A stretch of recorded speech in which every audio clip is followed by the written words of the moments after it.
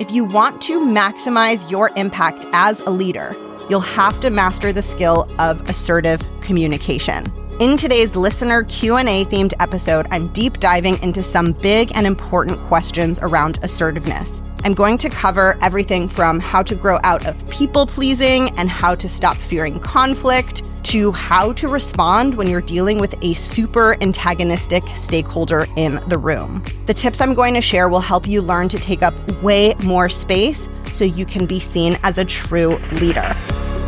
Welcome to The Art of Speaking Up, a podcast that helps professional women access the limitless potential that lies within them. I'm your host, Jessica Guzik, and my mission is to help you find that spark inside you that has the power to transform your career in ways you may not have thought possible. I'm so excited that you're here. And now, on to the show. Welcome to the podcast. Today, I am diving into part 2 of my listener Q&A mini-series, and today I am answering 2 questions, both focused on assertiveness. If you love this format, make sure you go back and also listen to last week's episode, which is part 1. And if you want to submit a question for me to answer on a future listener Q&A episode, I will share the question submission link in the show notes. And with that, let's get into our very first question. This person said, I love your podcast. It has helped me so much over the last year to tap into ways to support my growth. I am so happy to hear that, and I'm so glad that it's helped you. This person said, I work in a nonprofit setting, and I've been struggling with interactions with defensive, antagonistic, and aggressive leadership. Okay, this can be really difficult, but don't worry, I'll help you out. I have been told recently that because I try hard to give perfect or pleasing responses, I'm not being transparent and there is a lack of trust in my communication. I have been told I quote unquote don't read the room. When my thoughts or decisions are questioned in a punitive way, I feel defensive, like I need to prove that I'm competent, especially as a woman of color. Thank you for this chance to interact with you. I've been hoping for this. I wish I could afford the academy, but for now, will remain a loyal listener of the show. You are so welcome. I'm so glad that you submitted a question. And also, please email me about your interest in the Art of Speaking Up Academy. I can try to help you get funding from your employer to do the program, which has happened before and has also happened. I've had other people who work at nonprofits get their employer to help with the tuition. So if you want my help with that, please reach out to me. I have so much to share with you. The first thing that I just want to share is, of course, I'm not a woman of color. I'm a white woman. And so my perspective in answering this question is going to come from my lived experience and that perspective. And so if anything I share doesn't feel right for you, or it feels like maybe there's a part of your experience that I'm not fully seeing, I would just love for you to reach out to me so that I can really make sure to speak to your specific experience on this and have that understanding. And so I wanted to just share that as an open invitation to you. So with that said, I want to level set and just share that you are dealing with a very challenging situation. Like if we were to assess on a scale of 1 to 10, the difficulty level of this obstacle, it's high. When you have antagonistic, aggressive leadership, that's like one of the most difficult things that you will have to navigate professionally, but it's absolutely something that you can get better at. So I'm going to kind of take you into my brain and into my thought process on this. So when leaders are being antagonistic and aggressive and they're asking a lot of questions, not always, but typically what's going on is they're feeling some sort of anxiety or unrest. And usually that unrest is coming from the fact that they're worried that something will go wrong and that it will make them look bad. On some level, I find that's where it's usually coming from. And it can be helpful to keep that in mind because if we believe that our stakeholder is being aggressive and antagonistic because they're scared that this is going to end up making them look bad, it can help us really hone in on what our goal is in terms of how to communicate with them. If they're afraid they're going to look bad or they're going to get thrown under the bus or something that our team does is going to somehow screw them over, if that's the fear, then our response should help them see the opposite. What our response needs to communicate to them at a deeper level is, I am on your side. I want you to win. I have your concerns in mind. I am here to help you. That is what they have to feel from us in order for their aggression and anxiety to de-escalate. I have more thoughts and more to share here. So the next thought I want to share with you is that when you feel defensive, it's so important for you to normalize those feelings. And when that feeling of defensiveness comes up, right, like a stakeholder says, why did you do it that way? Or why does the data say this thing? And then you feel that defensiveness rise up within you. It's so important to have a moment with yourself, even if it's a brief moment, where you just tell yourself, it's okay. This is okay. This is a normal, natural way for me to be feeling given this circumstance. And I don't want this feeling to skew how I interact with the stakeholder. So I want to hold space for this feeling and offer myself lots of grace and understanding. And I don't want to judge myself and be like, I shouldn't be feeling defensive. Why am I getting so emotional? Like, I want to make it okay in my head and say, like, it's okay. This is normal. I'm human. I have feelings. This is a hard situation. And while acknowledging the feelings and normalizing the feelings, I want to move them to the side in terms of how I respond to and interact with a stakeholder.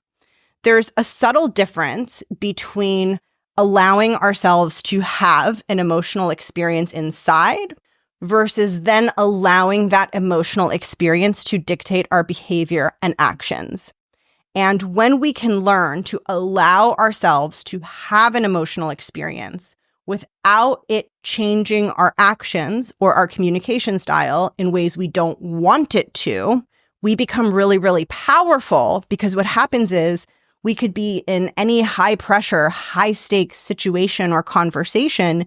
And even if it's emotionally very challenging, we can communicate very effectively and show up with really strong, effective leadership. Now, what a lot of people sometimes think is they think the goal is, I shouldn't feel defensive. I shouldn't feel any of these feelings. But actually, the goal is emotional regulation. The goal is to be able to feel the feelings, but not lose that ability to choose our behaviors and actions. So I want you to think about it as it is okay to feel anything that you feel in the room. And your goal is to build this leadership muscle, like this incredible leadership muscle where even when that feeling comes up, you can lead really powerfully in the conversation. So I almost think about it as like you're taking those feelings and they get to sit in the passenger seat of your car, right? And they get air conditioning and they get to eat snacks from the glove compartment and they get to play whatever song they want on the radio. So it's like we want to acknowledge those feelings and honor those feelings, but the feelings don't get to grab the steering wheel, because if those feelings grab the steering wheel, then the car might crash into the divider in the middle of the highway. So when the defensiveness comes up, allow space for it and practice not letting the feeling of defensiveness make decisions about how you respond to the stakeholder. So that begs the question then, if the defensiveness isn't in the driver's seat, and if I'm in the driver's seat in responding to the stakeholder, how am I supposed to respond? And typically, when someone is asking you hard questions or being a bit aggressive, you have two goals. The first goal is to de-escalate any tension that is forming in the room. And the second goal is to try to move whatever problem that person has brought up closer and closer to resolution. And you can accomplish both of those goals, reducing the tension in the room and moving the problem towards resolution, by stopping and probing the stakeholder to share more with you. So typically, when a stakeholder disagrees or gets aggressive or is like, I don't like this, you're doing this wrong, this isn't working, our impulse is usually like to quickly like make it stop and make it go away. So we'll say like, oh, yeah, you're right. Like we'll change it. Or sometimes if we're feeling defensive, we'll say like, no, that's not what we're doing here. You don't understand it, right? So it's like, we want to respond really quickly and in this really knee-jerk way. And that would be an example of allowing the emotions and the defensiveness to take the wheel and drive the car. What we want to do instead is we want to create space for the stakeholder to share more context on why they find what we're sharing challenging or why they have an issue. So what we want to say is, I'd love to hear more of your thoughts behind that. Or I'd love it if you could share more of your thinking with me. And your goal is to get the stakeholder talking, get them talking about what doesn't work for them, get them talking about why they're concerned. And you want to really surface all of the information. So if they say, well, this just doesn't look feasible, then you would want to ask follow-up questions and say, I'd love to hear more about that. Is it the timeline that's feeling difficult? Is it the resource allocation? What are your thoughts on that? And you're basically trying to extract as much information from them as possible. Now, as you do this and as you extract this information, typically what's going to happen is the tension in the room is going to start de-escalating, because when you ask them to share more, they're going to see that you are listening and paying attention and that you actually care. So the part of them that is scared that you're going to throw them under the bus and make them look bad, that part of them is being calmed down because you are literally showing them that you want to understand what has come up for them. In parallel, you're learning more about their thought process, which is going to equip you to problem solve better. Which brings me to the next thing that I want to share with you, which is after you've had the chance to ask them questions and understand more about the situation, then you want to pivot into joint problem solving, where you are taking the lead on trying to bring their issue or obstacle that they raise to a point of closure that works for you and works for them. Now, if you've been asking them those probing questions, you're going to be better equipped to do that. Because if you understand why it's not working for them, you will have a much better understanding of what are the different options to fix it. And usually you have to be really confident and get really creative. And you have to get into this headspace of like, I can solve any problem, any challenge, any dead end, any issue. I can get through anything. I can always find a way out. When you approach it with that certainty and confidence, your brain will offer you more creative suggestions. And also your stakeholder will feel that confidence, because when you're confident that you can always find a solution, that it's never a dead end, when you have that confidence, your defensiveness goes away, because defensiveness comes from a lack of confidence. Not always, but sometimes defensiveness comes from this fear of like, oh no, they're challenging me and I have no way out of this and now I'm going to look bad. But if deep inside you're thinking, I'm so good at this, I can solve anything, then when someone disagrees or is being aggressive, you're like, no problem. We're going to figure this out. Like, we're going to find the solution. And when you're in that kind of like, no problem, we're going to find the solution type of mindset, the other stakeholder feels it. And that further reduces the tension and it helps de-escalate and it helps with problem solving. And so what I'm calling you to do and what I'm really saying to you is these stakeholders are almost calling you to rise into a more sophisticated level of leadership where you're able to hold the complexity of being challenged, feeling defensive, having to slow down and ask the stakeholder questions, and having to find a way to pivot from like them being antagonistic into you all problem solving it together with you leading the way. This isn't easy to do. It requires an incredible amount of emotional regulation and confidence, but it's absolutely something you can do. And one of the key pieces of this is any sort of confidence that you feel around yourself and your job, you want to bring that confidence into the room and think of yourself as not just good at like doing your job when you're behind the scenes, but you want to think of yourself as being really good at doing your job when you're in the room with difficult stakeholders, right? Like you're so good at your job and you're so good at what you do that even when these massive curveballs get thrown at you in rooms full of people and they're in the power position and they're being antagonistic, like even when that happens, you can still solve for what you need to solve for. You can still deliver something excellent. I hope this was helpful. Please let me know. And before I move on to the next one, we're going to take a quick break. Enjoy. Hey, Jess. I had a question for you. What's your question?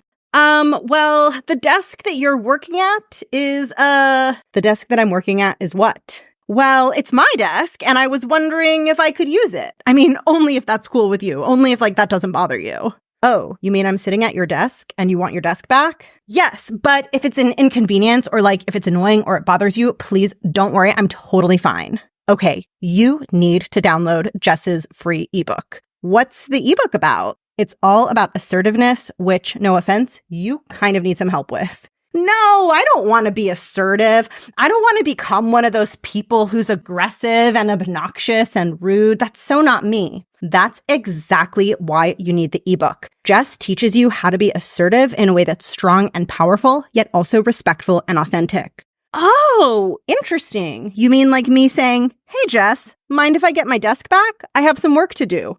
Exactly. Okay, I get it. I do need this ebook. Where do I find it? Go to assertivenessebook.com or click the link in the show notes. And also, here's your desk back. All right, so let's get into the next question. Here is the question. As a people pleaser and good worker bee, it's hard for me to speak up and advocate for my needs without feeling as if I'm ruffling feathers. I end up feeling guilty and resentful. Any tips? Okay, so I have lots of thoughts for you on this one. The first thought that's coming up for me is the phrase feeling. You use the phrase feeling as if I'm ruffling feathers. So when you are advocating for your needs, it feels like you're ruffling feathers. This is something that, like, if I was coaching you, I would want to deepen my understanding of that experience for you, because that can mean a lot of different things to a lot of different people. So for example, let's say I have two different clients and they both come to me and they say what you said, right? I can't advocate for my needs without feeling as if I'm ruffling feathers. It could very well be a situation where client A is not at all ruffling feathers and it's just something that's happening in their imagination. Like it's a projection that they're having that they're ruffling feathers and no one is actually bothered. Like no feathers are actually being ruffled. And then client B might actually be ruffling feathers. Like there might be a stakeholder or stakeholders that dislike the way that they're communicating. And so one thing that's really important for you to be really honest with yourself about is to ask yourself, am I seeing like real consistent evidence that when I advocate for my needs, it bothers people? Or is this an experience that I'm having internally? I feel internally as if I'm bothering people, but I'm not seeing a lot of external evidence that I'm bothering people. The reason that that's so important is because depending on what the answer to that is, the advice that I would give is really, really different. So I'll share advice for both scenarios. I'll quickly share advice on the scenario where you actually are ruffling feathers, just to get that out of the way, because my guess from this question, if I had to guess just based on what's in this question, I would guess that you don't have a lot of evidence that you're ruffling feathers and that it's just something you're experiencing more in your mind, which, by the way, doesn't make it invalid, right? Not to say like it's wrong that you're experiencing it in your mind. It's just important to know that so that we can respond to it and so I can help you through it in a way that'll be really effective. But let's start with the scenario where you actually are ruffling feathers. If that's the case, there's typically two things that need to happen for you to be able to advocate for yourself without ruffling the feathers of the other person. One is a longer term thing where you need to be in the long term building stronger stakeholder relationships so that when you do need to push back and advocate for your needs, you already have a foundation of trust and of a strong professional relationship with that person. Because when we're pushing back or being assertive or advocating for our needs, the stakeholder is going to experience it differently depending on how much trust and how much of a past relationship history we have with them. If we have a rich history, we've been working with them for a long time, they know us well, we've done them favors, they've done us favors. If we have that kind of relationship and then we're pushing back or advocating for ourselves, it's more likely to be better received versus if someone's in a meeting who you barely work with and you barely know that person and they share something and you start pushing back, they're going to have a really different experience of that. And it's because the relationship that you have with them isn't as strong. Now, the good news is the relationships that you have with people is something under your control. You can strengthen those. And it's a longer term thing. So it's not like if you have coffee with Bob on a Monday, then on Tuesday, if you're in a meeting with Bob, that meeting is going to go perfectly if you have to be assertive and push back against something that Bob says. But it is a situation where it's like over time, those relationships will get stronger and stronger, and your audience will receive your advocacy in a better way. It won't ruffle their feathers as much. So that's the first thing that helps if people are actually getting upset by you pushing back. The second thing that helps if people are actually getting upset by you pushing back is to change the way that you're framing the advocacy. So when we're disagreeing with someone and we're pushing back against them, the way that we choose to say what we're going to say is more important than the actual pushing back that we're doing. So for example, let's say a leader on a cross-functional team asks you to deliver something at a deadline that is just too soon and unsustainable for you. And you know you can't agree to that deadline, and you know you need to push back against that stakeholder. So you know that the core thing that you need to communicate to that stakeholder is that the deadline they're asking for is not something you're going to agree to. It is not the fact that you're sharing that with the stakeholder that is going to impact if their feathers are ruffled. It is literally how you say it and how you choose to express that to them that is going to impact how they receive it. So it's really, really important to put a lot of thought and care into how you express the pushback. Now, there are a couple of things that you can do to express it in a way where it will be better received by the other person. The first is, and this is repeating on something that I shared in the prior question, the first is when they ask for the deadline or whatever it is they ask for, before pushing back, ask to understand the context behind it. Ask to understand why they chose that deadline and any thoughts that went into that decision. Number one, that will help them feel like you care and you're listening, which is going to buy you some goodwill for when you disagree in the very near future. But number two, when you know why they chose that deadline, you can do your best to find creative ways to accommodate the motivations that went into the deadline. So then once you know that, when you do express your disagreement and you're going to push back against them, you want to soften it by number one, expressing your desire to support them, to be helpful to them. And number two, sharing your rationale before you actually share the pushback. So in this situation, before you say, no, this deadline doesn't work for me, you would first want to say something like, I want to make sure to plug into this in the most useful way possible. So you're expressing to the stakeholder that their needs and priorities are important to you. And then you'd also say, right now, my team is at capacity because of the alpha beta project launch that's happening. And then I would say, and for that reason, this deadline is going to be challenging for us. This way, your stakeholder has the chance to hear you express that you have real reasons for it being a challenge. And as you share those are going to give your response credibility, right? Like the stakeholder is going to see that you're a reasonable human. And then by the time you say, and that's why the deadline will be challenging, they'll probably be somewhat less resistant to it because you expressed your desire to be a good partner and you also explained the rationale behind it.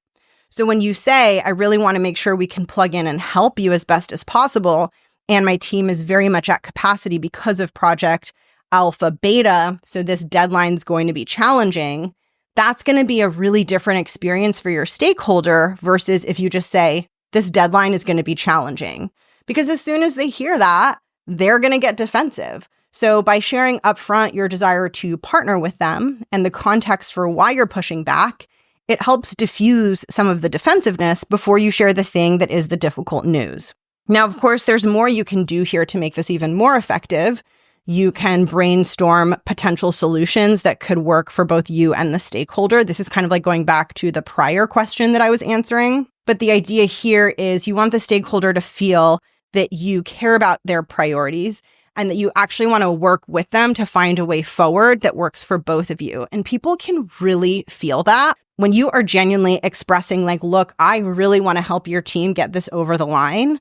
And you are sincere in that desire to really be a good partner to the stakeholder. They will often feel that.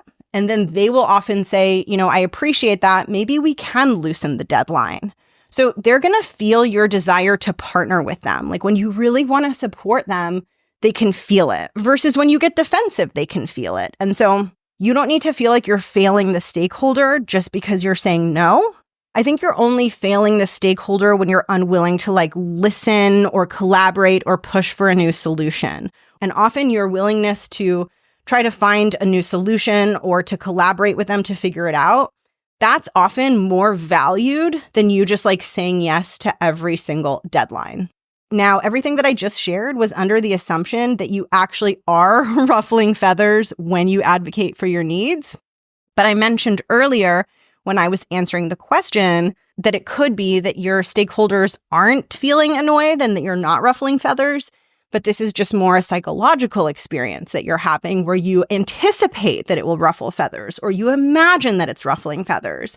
And if that's the case, then the work is a bit more on the psychological side and the mindset side versus the practical side. So if it's something that you're experiencing psychologically, you don't need to worry as much about how do I push back in the right way? Where I would encourage you to put your attention is why do I feel this way? And how can I gently support myself in learning a new way to think about this situation?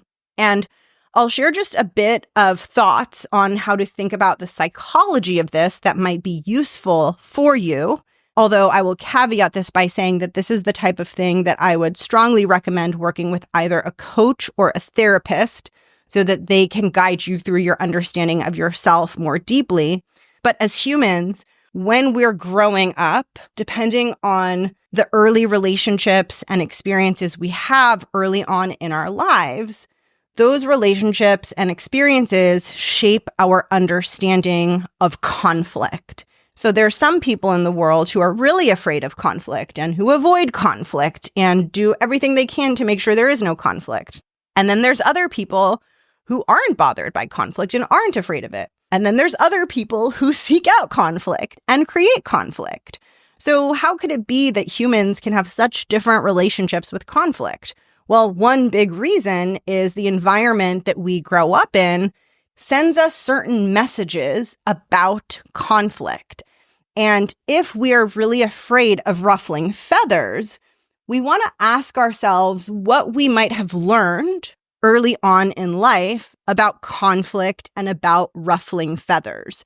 So here are some ideas and examples to help you understand this better. Maybe we had a caregiver who every time we asked for something, they would get angry at us and they would dismiss our need for whatever it is we're asking for. So we learned that when we ask for something, feathers get ruffled, and that becomes a deeply held understanding. And we bring that with us into adulthood and in our professional lives and in some of our personal relationships. We might struggle to ask for things because we learned, when I ask for things, feathers are ruffled. And it can be quite hard for our mind to update that information. So, for example, you might have a boss whose feathers aren't easily ruffled, who is totally open to you advocating for your needs. But if you've had really strong formative experiences where you learned that whenever you advocate for your needs, feathers are ruffled, then you might be afraid of ruffling your boss's feathers, even though there's tons of evidence that your boss doesn't care and that that's not the actual reality. And so sometimes our belief system doesn't update to reflect the new reality that we are in the present. And that is where the psychological change process becomes really, really important. And what I hope is really useful to you is that if this feels true for you and if you relate to this, you already have an initial rough roadmap of what some of your work is and what that growth will look like for you, in that you experience a fear of ruffling feathers, but that fear might not necessarily match with reality. And something really powerful that you can do is to say, okay, now that I know this information, my goal is to dismantle this belief that advocating for my needs always ruffles feathers by, number one, searching for evidence that that's not true. And every time I find the evidence, I'm going to really slow down and allow myself to take it in. And number two, not just searching for evidence, but actually generating evidence. So searching for evidence would look like you're in a meeting and Amy pushes back against Bob, and Bob's feathers are not ruffled, even though Amy was being really assertive in pushing back against Bob. Searching for evidence would be you saying, oh, look, Amy pushed back against Bob. Bob didn't get upset. That's interesting. I have a belief that people always get upset when someone pushes back, but that's not what happened in this room. Maybe my belief system isn't always correct. So that would be searching for evidence, super powerful. But creating evidence is even more powerful. So creating evidence would be you saying, how can I prove to myself through the actions that I take that speaking up for myself and advocating for my needs doesn't always ruffle feathers? And so that would look like you being in a situation and Bob asking you for something and you knowing that you want to push back and you want to advocate for your needs. And then you having a voice in your head that says, don't do it. You're going to ruffle feathers. Don't say anything. That's the moment where you can decide, for me to grow out of this belief system, I actually have to push back against Bob so that I can create an opportunity for me to witness that not only can you push back and advocate without ruffling feathers, but I can push back and advocate without ruffling feathers. It is also possible for me to do that. Because ultimately, when you're the one doing it, that new belief is going to sink in at a much deeper level. Now, here's the truth of the situation, and here's why this inner work can be difficult and why this stuff is hard. So it's important to give yourself lots of grace. I think what's tricky about this is that the truth is somewhere in the middle. It's not that asserting yourself always ruffles feathers. And it's not that asserting yourself never ruffles feathers. It's that asserting yourself sometimes ruffles feathers, depending on the person and the situation. So what's really tricky is as you are building this new belief and challenging your belief that if you advocate for yourself, it will ruffle feathers, there will still be instances where it actually does ruffle feathers, where your worst fear comes true and the other person is upset. And it's so important not to allow that instance to kind of regress you backwards and have you be like, see, this is such a bad idea. It always ruffles feathers. It's important to be able to be in that gray area of like, okay, sometimes it ruffles feathers, but not always. And then the other piece to this is like, in the instances where it does ruffle feathers, which probably is not going to be nearly as often as you think it will, but in the instances where it does, the work there is for you to increase your capacity to be with the emotions that that brings up. Because I imagine, based on this question, that if you actually do ruffle someone's feathers, my guess would be that it feels intense emotionally. It feels like a lot for you to have that experience, which is why your mind is so focused on solving for you not having that experience, because your mind doesn't want you to experience that discomfort. So it's really important for you to recognize, number one, my mind overestimates how often I will ruffle feathers. And number two, my mind thinks that the goal is to avoid ruffling feathers so I don't have to feel that feeling. And what you need to do, and this is so hard, this is the hardest part of change work, but what you need to do is you need to make a decision. And again, this is a very hard thing, so I don't say this lightly, but the decision is, do I want to keep solving for avoiding the emotional discomfort of ruffling feathers? Or do I want my goal to be to know how to bear the emotions, the uncomfortable emotions that come up when I do ruffle feathers? Because depending on what path you choose, you're going to take a very different course of action. And I will say, even though it can be very difficult and very confronting to basically make your goal to learn to experience a form of discomfort that is unpleasant and not fun, it's also the thing that will make you feel so strong and so resilient and so confident, and that will really increase your effectiveness as a leader. Our minds really like to avoid discomfort, and it's very natural for us to aggressively solve for avoiding discomfort. The problem is when we do that, it keeps us from taking up space. It keeps us from advocating for our needs. It keeps us from being the fullest, biggest, most powerful, most honest version of ourselves in the workplace and in the world. And if we really want to lead at our maximum potential and learn to be assertive and learn to be truthful when we're talking about our wants and needs, then we will have to learn to bear that emotional discomfort. I'll share a quick personal story around this that I hope will help you with this, and then I'll close the episode because this one turned out long. But what I want to share with you is that I've had my podcast since 2017. And when I first launched this podcast, I had a very, very, very small audience, very small. And around 2023, I experienced rapid growth in my audience. And while that was really exciting for me, what happened for the first time is that I started to get highly critical comments and feedback, which I've basically learned as a content creator is a numbers game. When your audience is really, really small, you don't tend to get a lot of negative comments, criticism, people saying things that are hurtful. But the more people consume your work, the more that happens. And every time I would get a mean comment or a 1-star review or an email from someone criticizing me, it would feel really emotionally intense for me, super uncomfortable, very stressful, very anxiety-inducing.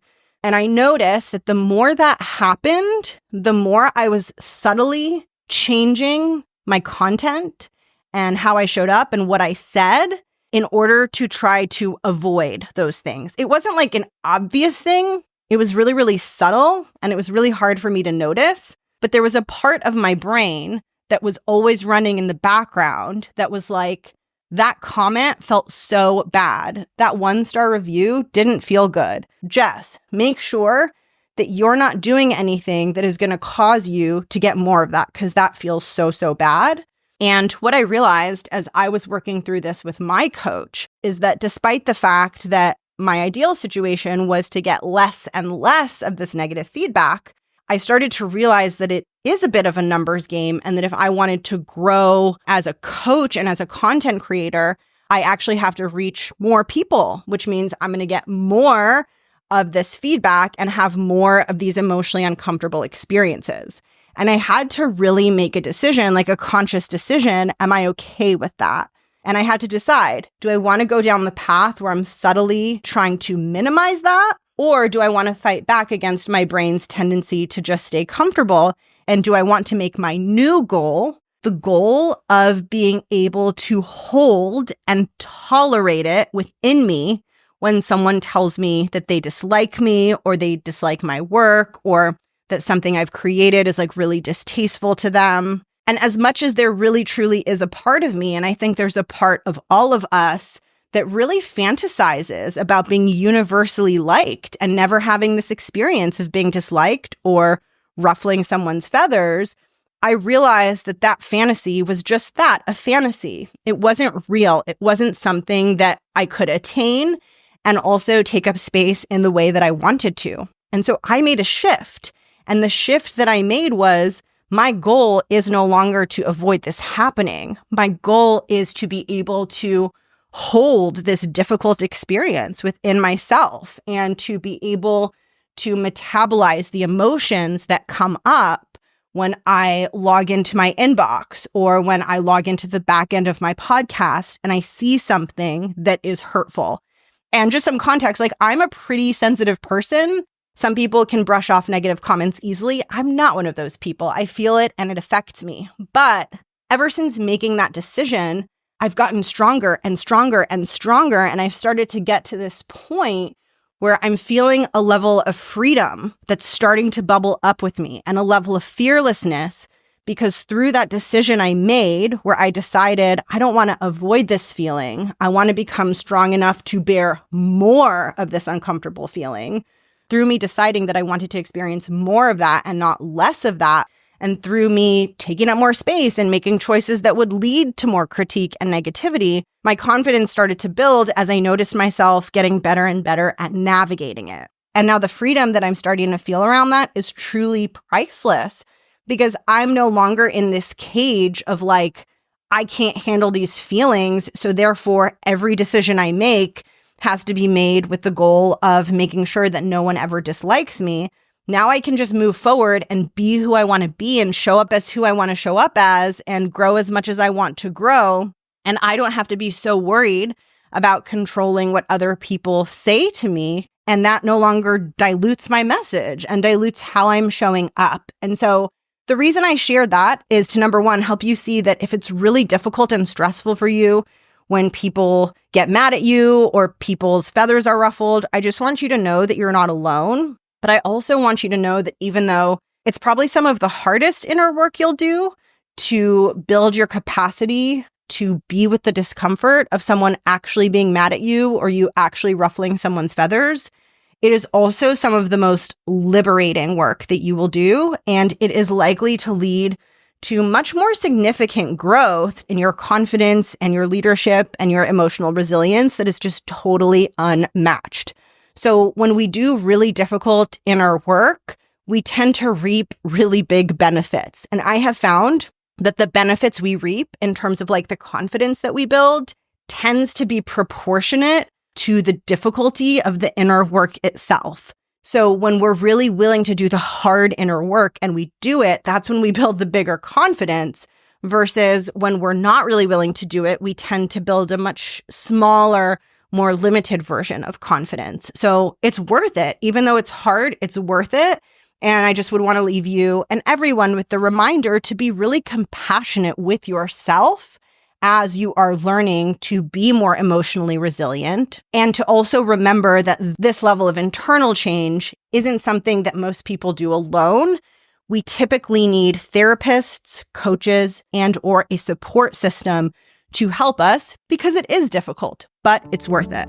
Okay, this episode has turned out so long. I am out of breath. I have to wrap it up. I have more questions that I didn't get to. I am keeping them on hand. I want to do another Q&A episode in the future. If you loved this episode, if it helped you, if you found it really useful, please share it with someone who could benefit from discovering the Art of Speaking Up podcast. And with that, have an amazing rest of your day, and I'll catch you next week. Bye.